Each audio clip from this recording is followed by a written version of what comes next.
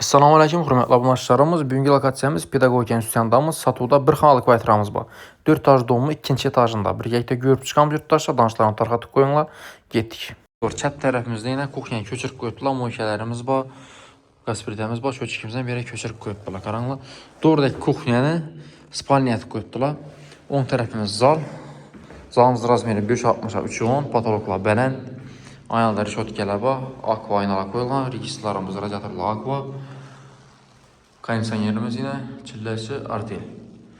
Remont indi normalni. Nə desəm, ortaçə remont. Özləri səl taxla bərkəsə zor oladı. Değişikliklə MDF. Beni gördüyüzlə. Bir anda sanucul, krugoy kafil boya akımstey, matovoy kafil. Unitazlarımız koyulğan. Vanalarımız normal soстояние, taza. Radiator berəm koyulğan qaranlıq. Patologlar plastik. Su, svet, gazdan muamma yoxdur. Qalasa bomidən. Çistiçli vanbanını bir taxla bərsənizlə əcayib boladı ekan. Berimiz yine şunu açıq oqturdu. Azı spalniyyət bərəslə birini. Bir azğına bir işi var.